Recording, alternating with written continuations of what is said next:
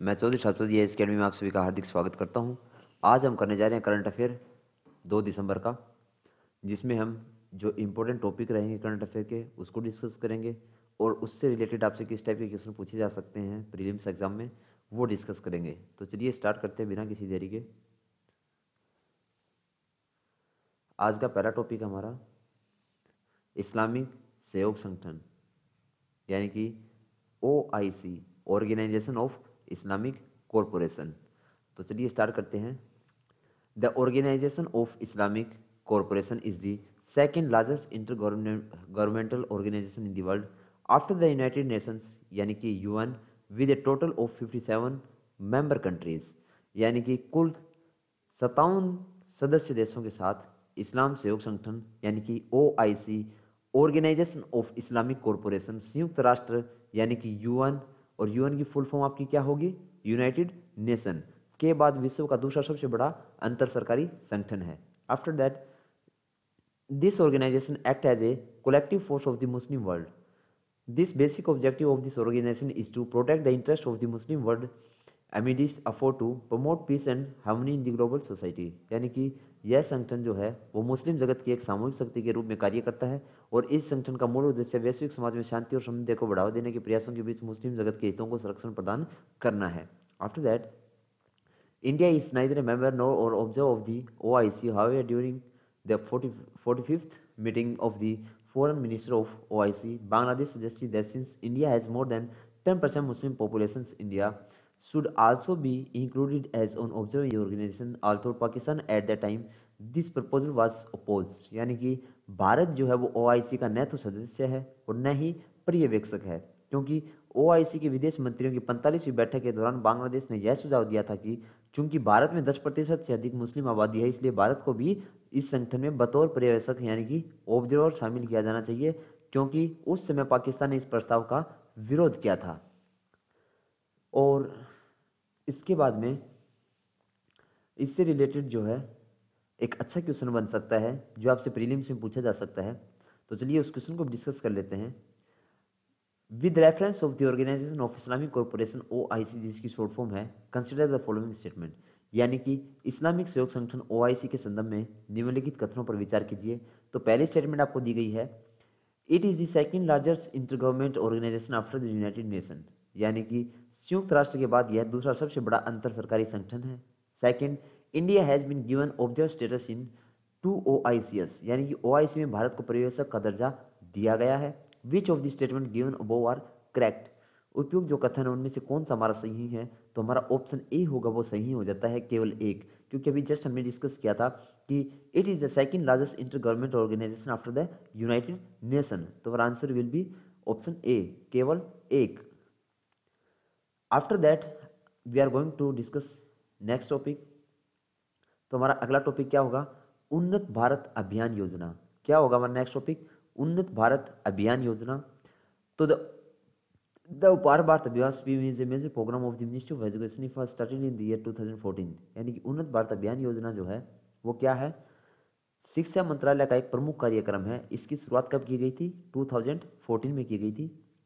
It's aim is link higher education institution, इसकी short form होगी HEIS, with a group of 5 villages so that this institution can contribute to the economic and social betterment of these rural communities on the basis of their knowledge, यानी कि उसका उद्देश्य जो है वो 5 गांव के एक समूह के साथ उच्च शिक्षा संस्थानों को जोड़ना है, ताकि संस्थान अपने ज्ञान के आधार पर इन ग्रामीण समुदायों को आर्थिक और सामाजिक बेहतरी में योगदान दे सकें।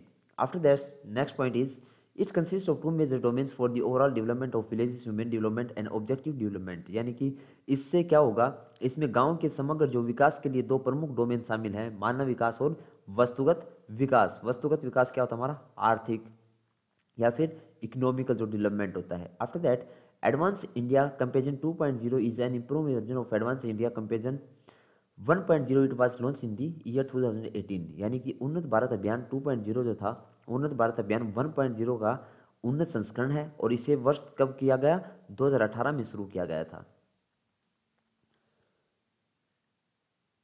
इससे रिलेटेड नेक्स्ट टॉपिक हमारा होगा UBA 1.0 was in innovation mode in invitation mode in which participating institutions were invited to be part of यूबीए, यानी यूबीए 1.0 जो है इस प्रकार से नियंत्रण मोड था जिसमें भाग लेने वाले संस्थानों को यूबीए का हिस्सा बनाने के लिए आमंत्रित किया गया था।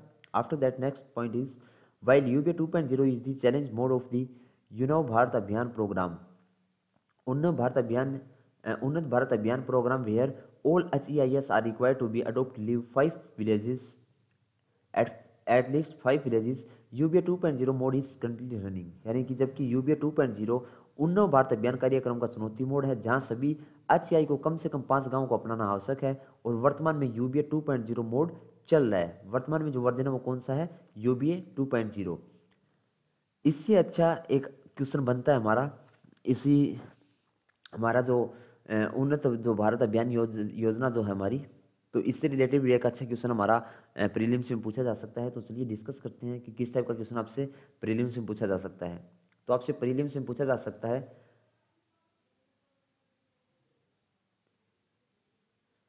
With reference to the advance India comparison scheme consider the following statement, यानी कि उन्नत भारत अभियान योजना के संदर्भ में निम्नलिखित कथनों पर विचार कीजिए। आपको दो स्टेटमेंट दी गई हैं। First statement is this is a major programme of the ministry of education, यानी कि यह शिक्षा मंत्रालय का एक प्रमुख कार्यक्रम है। And second statement is it aim to link higher education institute with villages, यानी कि इसका उद्देश्य जो है वो उच्च शिक्षा संस्थानों को गांव के साथ जोड़ना है। तो विच of the following statement is correct, यानी कि जो कौन सा स्टेटमेंट दी गई है वो सही है। तो our answer is option C, एक और दो दोनों, क्योंकि ऊपर जो दोनों स्टेटमेंट दी गई हैं, this is a major programme of the ministry of education and second one is it aim to link higher education institution with villages. ये दोनों स्टेटमेंट जो है हमारी वो उन्नत भारत अभियान योजना से संबंधित है, इसीलिए हमारा आंसर जो है ऑप्शन सी हो जाता है, एक और दो दोनों। After that our next topic is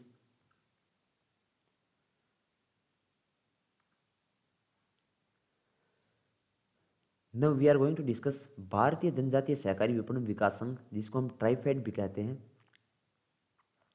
तो the tribal corporate marketing development association of Indian, जिसको ट्राइफेड भी कहते हैं, TRIFED, जिसकी फुल फॉर्म क्या होगी, tribal cooperative marketing development association of India, was established in the year 1987 under the multi-state corporation societies cooperative societies act 1984 as a national nodal agency under the aegis of ministry of the tribal affairs, यानी कि भारतीय जनजातीय सहकारी विपणन प्रयास विकास संघ जो है, जिसके शॉर्ट फॉर्म है ट्राइफेड, उसकी स्थापना 1987 में की गई थी बहु राज्य सहकारी समिति अधिनियम 1984 के तहत जनजातीय कार्य मंत्रालय के तत्वाधान में राष्ट्रीय नोडल एजेंसी के रूप में की गई है।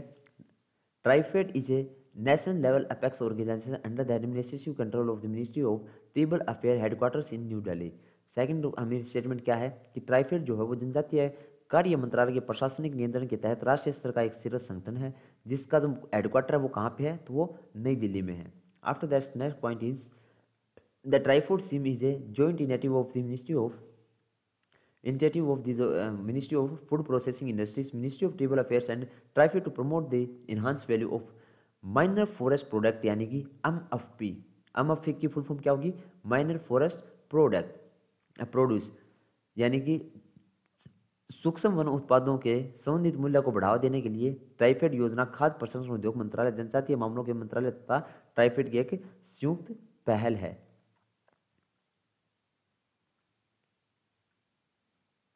इससे रिलेटेड आपसे क्वेश्चन पूछा जा सकता है प्रीलिम्स में। तो किस टाइप का क्वेश्चन आ सकता है, तो आपसे पूछा जा सकता है with reference to the tribal corporation marketing development association of India, जिसको ट्राइफेड जिसकी शॉर्ट फॉर्म है, कंसीडर द फॉलोइंग स्टेटमेंट, यानी कि भारतीय जनजातीय सहकारी विपणन विकास संघ के संदर्भ में निम्नलिखित कथनों पर विचार कीजिए।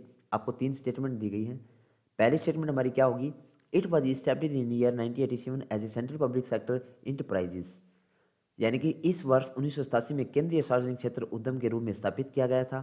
After that next statement is it functions under the administrative control of the ministry of tribal affairs, यानी कि यह जनजातीय मामलों के मंत्रालय के प्रशासनिक नियंत्रण में कार्य करता है। And third statement is TRIFOOD scheme is a joint initiative of ministry of food processing industry, ministry of tribal affair and TRIFED, यानी कि ट्राइफेड योजना जो है वो खाद्य प्रसंस्करण उद्योग मंत्रालय, जनजातीय मामलों के मंत्रालय तथा ट्राइफेड की एक संयुक्त पहल है। Which of the statement given above are correct, जो ऊपर दी गई स्टेटमेंट है तीनों इनमें से कौन सी सही है। तो हमने जस्ट पीछे डिस्कस किया था तो इसीलिए यहाँ पे दूसरी और तीसरी जो स्टेटमेंट है वो बिल्कुल हमारी सही है, सेकंड और थर्ड स्टेटमेंट हमारी करेक्ट है, इसीलिए हमारा आंसर हो जाता है ऑप्शन बी, केवल 2 और 3। After that our next topic is IOC, हिंद महासागर आयोग, और आईओसी की फुल फॉर्म क्या होगी? Indian Ocean Commission. आईओसी की फुल फॉर्म क्या होती है? इंडियन ओशन कमीशन, और हिंदी में क्या कहेंगे हम? हिंद महासागर आयोग। सोच लो, देख लेते हैं कि आईओसी क्या है। तो द इंडियन ओशन कमीशन, जिसकी शॉर्ट फॉर्म है IOC, is an inter government body created in the year 1984 that protect the interest of the island of the western Indian Ocean. यानी कि हिंद महासागर आयोग आईओसी वर्ष 1984 में सर्जित एक अंतर सरकारी निकाय है जो पश्चिमी हिंद महासागर के द्वीपों के हितों की रक्षा करता है। आफ्टर दैट अब नेक्स्ट इज इट इंक्लूड मोडागास्कर, कोमरोज, कोमरोजला, या फिर रियनियन, मार्टिस एंड साइक्लेस, यानी कि मोरोसिस और Seychelles. Second statement is it include Madagascar, कोमरोसला, रियनियंस और मोरोसस और सेसलस।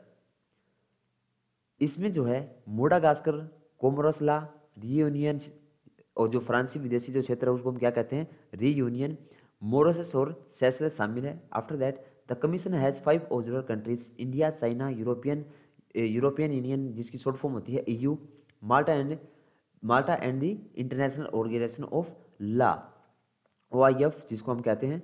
तो क्या कहा गया है? आयोग के 5 पर्यवेक्षक देश है भारत, चीन, यूरोपीय संघ, माल्टा और international organisation of law Francophonie. Last one is India join the Indian Ocean Commission IOC as a observer in March 2020। Bharat जो है मार्च 2020 में प्रवेशक के रूप में हिंद महासागर आयोग शामिल हुआ, जिसकी शॉर्ट फॉर्म क्या होती है? आईओसी होती है, और फुल फॉर्म क्या होगी? Indian Ocean commission. इससे अच्छा आईओसी से रिलेटेड भी एक अच्छा क्वेश्चन आपका प्रीलिम्स के लिए बन जाता है, तो चलिए वो डिस्कस कर लेते हैं। Consider the following statement regarding the Indian Ocean Commission IOC. हिंद महासागर के संबंध में निम्नलिखित कथनों पर विचार कीजिए। आपको यहाँ पे 2 स्टेटमेंट दी गई, उनमें से देखना कौन सी जो है वो आईओसी से संबंधित है। तो first statement is IOC was established in the year 1984 to protect the interest of the island of western Indian Ocean. यानी कि आईओसी जो उसकी स्थापना कब की गई थी? 1984 में पश्चिम हिंद महासागर के द्वीपों के हितों की रक्षा के लिए की गई थी। सेकंड स्टेटमेंट में क्या कहा गया है? China is the permanent member of Indian Ocean commission which India has only observer status.